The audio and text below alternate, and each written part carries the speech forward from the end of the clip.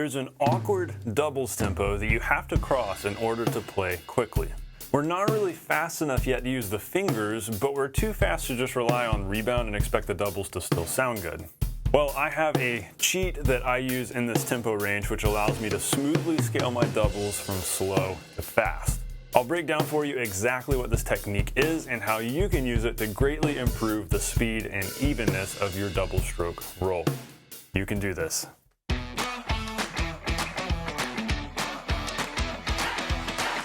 Hey, welcome to the Non-Glamorous Drummer, where we're all about teaching you the most core, important drumming skills that really help you grow faster and become the musical drummer that you're meant to be, even if you just got 30 minutes a day. Even if you feel like you lack talent, these are skills that you can learn, and when you practice the right thing, that's how you grow quickly. And so this is one of those lessons that's definitely going to help you do just that. And hey, while you're here, I want you to download my free gift for you. It's a free e-guide called Know What to Practice, the 3-part daily practice guide. This guide's really cool. It's been helping thousands of drummers because it provides you with specific exercises for fixing your weak hand, improving hand technique, building solid, precise, fluid time that leads to better navigation around the kit. What's really cool about this guide, my favorite part of it, is we've got all these concrete, specific coordination exercises. If you feel like you're lacking anywhere in the 4-way independence department, we got you covered here, and you can begin working these different exercises so you can build independence, which will just increase your comfort behind the kit and build fluidity. Most importantly, you will stop wasting time because this will help you target the things you really need to be practicing so that in 30 minutes a day, you can make serious progress and become that musical drummer that you know you're meant to be, where you can just sit down and nail songs. This is very cool, so I hope you will download that. It's right here in the description. All right, on with today's lesson. Before we even dig into the meat of today's lesson, we've got to make sure we're on the same page about something. We have to ask the question of why is it important in the first place for us to be able to play loud, fast doubles? Because naturally, as you go faster with your doubles, it's very easy to do that and gradually choke down on them, let them have a lower stick height so they get softer as you get faster, which makes it pretty easy to play fast doubles, and most people can figure that out pretty quickly and play what I just played pretty easily. Why is it important, though, to be able to play louder doubles with a bigger stick height? Like, why does that matter? Why is that important for us as drum set players? Well, a few reasons, and one is that doing loud, fast doubles teaches our fingers how to work together with our wrists, and it builds up forearm strength, and so it's just an important technique that we need to be able to do if we want to be well-rounded drummers. But more directly, doing that really helps with playing anything quickly on a low rebound surface. The first low rebound surface that comes to mind on the drum set is hi-hats. If you're playing a shuffle pattern on the hi-hats, there's not really any rebound helping you out there. And depending on what you're playing on the ride, you might not have a lot of rebound either. And so you want to have the wrist strength and the right technique to be able to play a quick, whether it's like a Fool in the Rain or Rosanna kind of shuffle, and actually playing loud, fast doubles gives you the exact abilities that you need to do that. Also, it gives you some flexibility. If you're playing a fill that's like this, where it's like some sort of pattern between drums, instead of having to go back and forth and maintain a single sticking, you could do something like, when you've got the wrist strength that you need, that you build by playing the loud doubles, you can then apply that to different kinds of placements around the kit, and so it gives you the ability to play more unique creative fills because you could have right hand living here and left hand here. And so you're not having to just think in terms of singles anymore. You're able to play any sort of sticking that might be kind of random, and because you have the technical ability to make each of those notes loud and strong, it'll sound as if it's a singles fill. That's really cool when you can make some sort of weird creative fill actually sound even and strong and intentional like it's singles. So that's a kind of another pretty direct benefit from practicing the loud doubles. So needless to say, this is very important and very worth practicing because you want to become the best drummer you can be, and you want to have a deep arsenal to reach into when it comes to being creative. So without further ado, let's dig into this. So our big problem is the awkward tempo gap. So when we play doubles slowly, and this might be some review if you've already seen any of my videos where I break down playing slow doubles, but what we want to make sure we're doing is using natural rebound as we're playing. So that starts with the free bounce, what I like to call the free bounce, where we're just dropping the stick and letting it bounce. That right there is the core building block of a double stroke roll. If you can do that, right hand and left hand, and then alternate back and forth,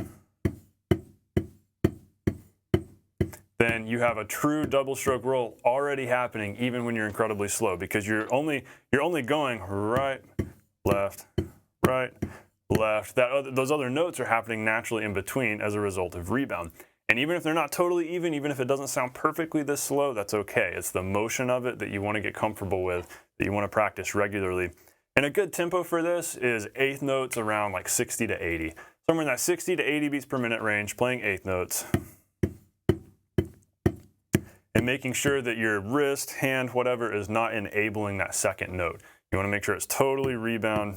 My hand's doing nothing for the second note. So that is a step one for playing doubles. And so that's what needs to be happening to begin with. But as we go faster,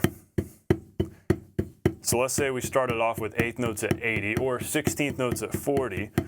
Let's say we're getting our 16th notes faster and faster. All right, what happens right here? They're starting to get a little bit sloppy and we're hearing kuka, kuka, kuka, kuka. They almost had a natural evenness when we were going slower, but now as we get faster, if we keep doing what we've been doing and we don't change anything about our technique, we don't add any wrist or add any fingers, or we don't change anything, it starts to get sloppy. Right around 100 beats a minute. So there's this tempo range that it's kind of just the awkward tempo range of like 100 to 120, where something has to change, something has to shift in order to enable us to continue to go faster and still maintain the stick height and the volume. So this is where things get very interesting. Here's my solution. I'm just going to give it to you straight. My solution, my cheat, is to use my wrists for each of these notes. Now, you got to let me explain this a little bit and let me break this down, because what you want to make sure you're not doing is this. If it becomes stiff like that, then it's all going to fall apart. It's going to be a disaster. So you have to be careful here. Even though we're going to use wrists for each of these notes that's happening, we're going to make sure we're still staying loose. As I'm reaching 100 beats a minute,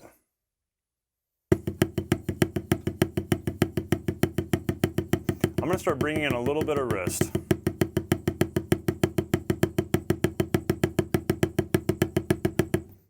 And so if you watch my knuckle right here, you'll see how this knuckle is moving up and down, which is indication that wrist is activated here.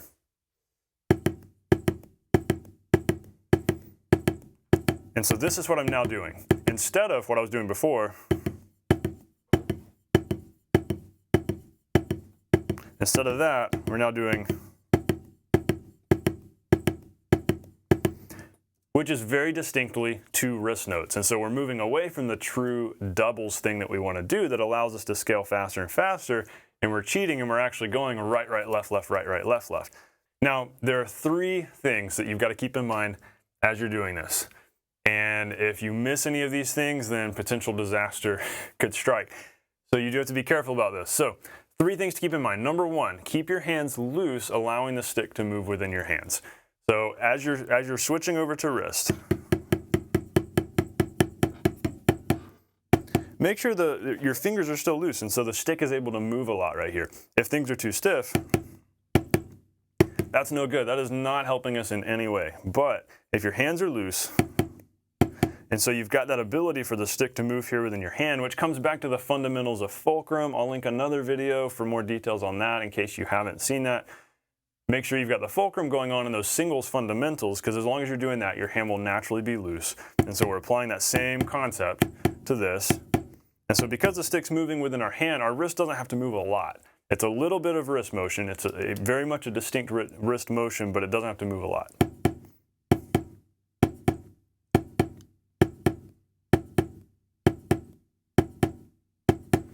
Number two thing to keep in mind, don't actively drive the stick with your fingers. That's another thing that will cause trouble this slow. Yes, we want to bring in fingers with our doubles as we're going faster, but we don't want to do that until we're at least 120 beats a minute, maybe faster. Because fingers are great for playing quickly and not having to move very far, like that kind of quick motion. Fingers are great at that. But your fingers are not great at large scale motion. I've seen too many students doing this and trying to make it work, and it's just sloppy and it's killing the rebound because the fingers are having to move so much, and so you're actually working a lot harder than you need to. So the key here is to make sure that you're keeping your hand loose and open, and you're using your wrist, but not actively driving the stick with your fingers. Yes, the fingers can gently follow the stick somewhat, but even then, fingers are kind of just staying right here, and they're catching the stick right here. So you might see my fingers gently opening a little bit, but fingers are not driving the stick here.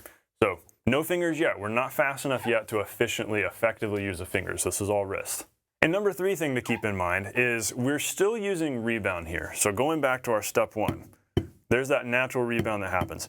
We're still using rebound. All we're doing is using the wrist to reinforce that rebound a little bit. So when we throw the stick down, it naturally wants to bounce up. We're just using some wrist. We're just using some wrist to reinforce that and make sure that it's even. And especially if you're doing this on a practice pad. This is my Aquarian Super Pad. I like it because it's not super bouncy. It's got a great feel to it. If you have an Evans Real Feel or one of those bouncier rubber pads, you'll find this especially to be true that there's not a whole lot of effort you've got to do to even out these notes, because when you first throw the stick down, you're going to be getting that naturally and a little bit of extra wrist, and it's going to be even. And so keep that in mind too, that later on as we go faster, we're wanting to use the fingers to reinforce the rebound. Right now we're just going to use the wrists to reinforce the rebound because that's more smooth and steady and effective than using fingers at this tempo because we're not really fast yet. So we're still using that rebound. That's why we've got to keep the fingers gently out here, not tight. We've got to make sure our grip is loose so that there is natural rebound happening, the stick's moving within our hand, and we're just using our wrist to enable that further and to make it stronger and more consistent.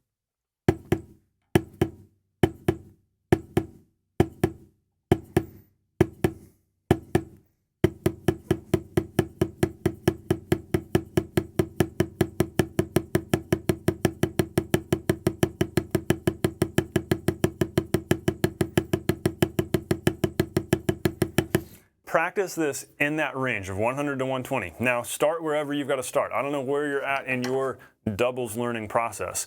If you need to start with those bare bones fundamentals, start there. Gradually work your way up, and then once you get to 16ths at 100, begin implementing what I'm teaching you today. Or maybe you've been working this for a long time and you've struggled with exactly what I was describing in the intro to this lesson, and you can start right here and begin working in that 100 to 120 tempo range and work on using your wrists.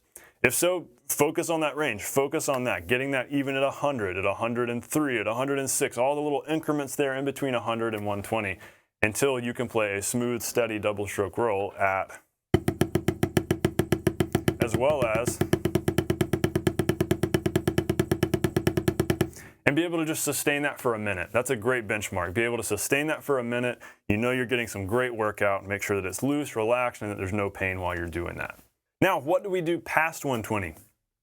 What about once we've gotten to 120, what needs to change then? Well, as you get past 120, you can still continue to use some wrist, but you'll want to begin to naturally transition to some finger usage. This also gets interesting. All these different phases here in tempo of these doubles are all very interesting to me. It's cool the way that the physics kind of change as we're going faster, the way our hands have to change a little bit. The fundamentals stay the same, where we're always going to be gripping the same way. We're not going to change any fundamentals of grip as we're going faster, but what we do want to keep in mind is that the fingers have to begin naturally working as we get faster because we'll get too fast for wrists. So I want to give you 3 exercises that you can use for building finger strength so that you can begin to naturally transition into finger usage as you get to 130, 140, 150, and so on. Number 1, and this is actually pretty much the practical application, like this is how you bring fingers into your playing, a great simple way to do it. Play 8th note singles, so 1 and 2 and 3 and 4 and 1 and 2 and 3, softly, and set your metronome to 140. So here's 140, 8th notes at 140. This is a really cool tempo because when you get this going, you'll find that you can play soft 8th notes at 140 using just your wrist or just your fingers. Now, I think it feels a little better and more in control using wrist, but the fact that I can use fingers means that this is our crossover tempo. This is the kind of like that threshold. And as you get past 140, it gets easier and easier, or makes more and more sense to just use fingers. Now, what you want to do, like we were doing with the doubles, is make sure that your hand is still loose, the stick's moving within your hand. That way it can be a smooth transition, because you can't, if you're playing this way, like this, where it's super tight, there's no transitioning into finger usage at that point because it's just too tight. So you've got to make sure you're loose. That way there's that potential, that capability. You've got the stick moving within your hand, and so all you do is begin to bring the fingers in like that. So that's pretty much the practical application exercise, and if you're able to start with that, great. If you need to start with just activating your fingers in the first place and building up some strength, these next two exercises are where you need to start. So number 2, the French grip exercise. Nothing fancy about it. We're gripping French style with thumb on top. That way our fingers are the driving force here. And so all we want to do is just play eighth notes. Doesn't matter what the note value is. Go slow enough that you can use just your fingers to get a full stick height like this. So we're not using any arm, not using any wrist. What takes a little practice is building up control here. And so it takes some time. It takes a little bit of patience to get the hang of this where it's feeling good. But aim for about this position where you've got the stick lying about right here. You've got your thumb right here. And as you go faster with this, you can let the stick roll back a little bit closer to your palm, and it's easier to go quicker. But start off with slow, big stick heights. That's how you're going to build up the finger strength, which is actually the forearm strength, so that you're better prepared to then bring the fingers into whatever you're doing. Now, exercise number 3 is an even more direct kind of exercise, I think, where pinch the stick up here at the tip, hold it like this real tight, hold your arm out, and then just go like this. So you're using your fingers to bring the stick up and down. And if you do this right, the shoulder of the stick hits your palm, and so this doesn't really slam into your elbow or anything. And so even if you're super skinny like me, you're not going to have the stick like running into a bone right here, as long as it's catching the palm right here. So point is, make sure wrist is not moving. No wrist. Arm is still, wrist is still. You could lay your other hand right here. Make sure wrist stays still. You're just using your fingers. This is a great workout, a great way to begin activating the fingers, because all that we got to do to transition from this into what we're actually wanting to do is just push the stick through. There we go. And so do this with both arms. You'll probably find that one arm is better at it than the other. One arm, you really start feeling the burn more quickly. For me, being left-handed, my left fingers were always a little more agile on the drums than my right, and so I've always had to spend more time over here. So you'll find that there's a weakness, target that weakness, and work to even things out. After you've done this for a few minutes, spend a little bit of time stretching, because that helps a lot, because your forearms will very easily feel a little bit stiff, especially if it's in the morning or if your arms haven't been moving around much. So if you can stretch a little, shake it out, and then get back into it, it'll feel really good. This is a great workout to do. And so do these 3 things. So this, the French grip exercise, practice the eighth note singles at 140, and practice intentionally switching back and forth between wrist and fingers, and all of that will help with incorporating fingers into your faster doubles when you get past 120.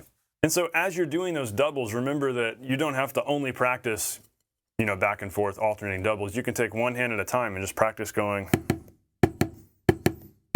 and go, okay, I'm using wrist right now. But you'll find once you get to 140, 150 or so, suddenly it starts to make more sense to go wrist, fingers, where fingers are coming in right there.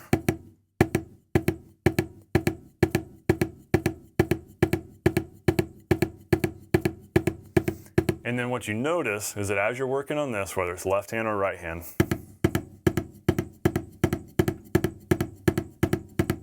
you can quickly turn this into a shuffle pattern, and there we have our shuffle pattern. Bum, bum, bum, bum, bum, bum, bum, bum, bum. Whether that's something on the ride, on the hats, on the toms, doesn't matter where we're playing this on the kit. Now we develop the proper technique and the strength to actually pull this off. That was a really cool discovery in my playing, where, hey, as I get my doubles stronger and louder,